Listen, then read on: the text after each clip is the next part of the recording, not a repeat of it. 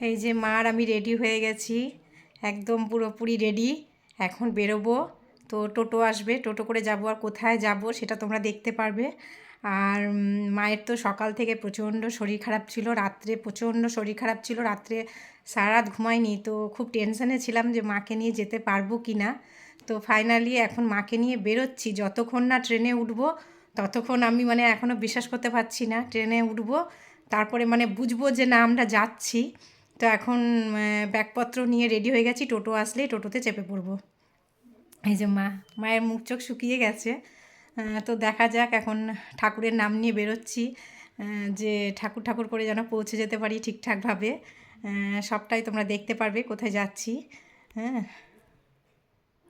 তো এই যে টোটো চলে এসছে, আর তাপসদাকে বলা ছিল, তাপসদা টোটোতে, আমি আর মা চেপে পড়েছি।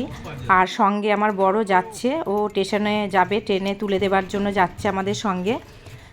আর মায়ের শরীরটা যেহেতু খারাপ ছিল, আমি সাহসও পাচ্ছিলাম না, কিন্তু যাক ঠাকুরের নাম নিয়ে আমি বেরিয়েছি। তো স্টেশনে পৌঁছে টিকিট কেটে মাকে যে ধরে ধরে সিঁড়ি দিয়ে তুলছি। তো ট্রেনে চেপে পড়েছি, আর ট্রেনে চেপে যে মাকে বসিয়েও দিয়েছি সিটে।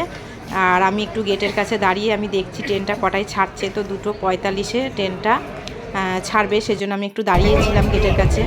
তো মায়ের পাশে বসে মাকে আমি বললাম যে তুমি আমার কাঁধে মাথাটা রেখে একটু ঘুমাও, কারণ সারা রাত মা ঘুমায়নি, মায়ের শরীরটা খুবই খারাপ ছিল। আর সত্যি আমি ভাবতেও পারিনি আমি সত্যি যেতে পারবো মাকে নিয়ে। তো বাড়িতে আমাকে মা বলছিল আমি যেতে পারবো না, তুই একা চলে যা। তা মাকে বলতে কি আমি কখনো যেতে পারি? তো যাক, আমার খুবই ভালো লাগছিল যে মাকে নিয়ে আমি ট্রেনে করে যাচ্ছি প্রথমবার।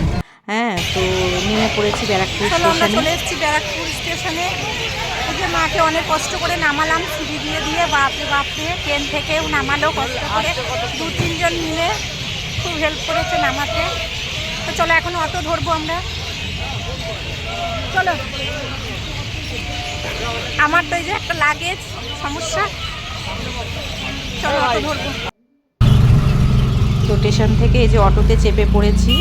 আর সত্যি খুব ভালো লাগছিল যে একজনকে বলে রেখেছিলাম, একজন ভদ্রলোক ছিল, তাকে বলে রেখেছিলাম। তো সে খুব ভালোভাবে আমার মাকে সত্যি মায়ের মতন করে সে নামিয়ে দিয়েছে। আমার কোনো অসুবিধা হয়নি ট্রেন থেকে নামার সময়। হ্যাঁ, সত্যি মানুষ তো, কিছু মানুষও তো ভালো হয়। তো সেই ক্ষেত্রে আমার মাকেও প্রচুর সত্যি হেল্প করেছে নামানোর সময় আর কি। আর এই যে অটো করে যাচ্ছে, আর সন্ধেও হয়ে গেছে অনেকটা, প্রায় ট্রেন থেকে নামলাম 5:30। তো এখন অটো থেকে নেমে আমাকে আবার টোটো ধরতে হবে। তো যাক, মায়ের মুখের হাসিটা দেখে আমার খুবই ভালো লাগছিল যে মায়ের শরীরটা একটু ঠিকঠাক আছে আর কি। আমার তো এমনিই ভয় লাগছিল, জানি না অতটা পথ আমাকে যেতে হবে, কি করে কী করবো। তো এই যে অটো থেকে নেমে আমি টোটোতে চেপে পড়েছি, যাচ্ছি পূজার বাড়ি। একদম অটো থেকে নেমে আবার টোটো করলাম। আর তোমরা দেখতেই পাচ্ছ যে মায়ের মুখে হাসিটা। সোনু আমাদের ব্যাগ নিয়ে যাচ্ছে। সোনু টাকা, বাবা কত কষ্ট করে নিয়ে এলাম রে তোর দিদাকে। এসো,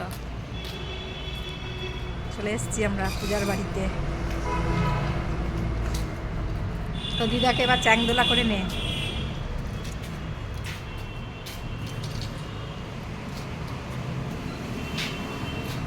উঠতে হবে সিঁড়ি দিয়ে। আমি কি ভাবে বাবরে, কি কষ্ট করে আমি এতটা পথ নিয়ে এসছি তো দিদাকে, বল। হ্যাঁ, চলো। মা উঠছে, আমার খুবই ভালো লাগছে যে মাকে নিয়ে আমি ফাইনালি পূজার বাড়িতে আমি আসতে পেরেছি। সোনু ব্যাগ বোয়াচ্ছে এবারে। তো মায়ের তো একটু কষ্ট হচ্ছে, সিঁড়ি দিয়ে ওঠাটা খুবই কষ্ট, 3তলা অবস্থা হয়েছে। ফাইনালি চলে এসেছি পূজার বাড়িতে। আর মাকে তো অনেক কষ্ট করে নিয়ে এলাম, যাক, ভাবতে পারিনি এতটা পথ আমি কী করে আসবো। চলে এসেছি, যাক।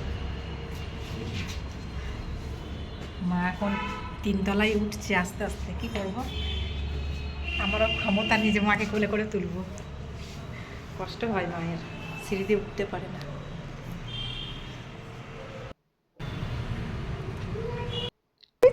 গেট খুলি, দেখো কার সঙ্গে দেখা হলো প্রথম।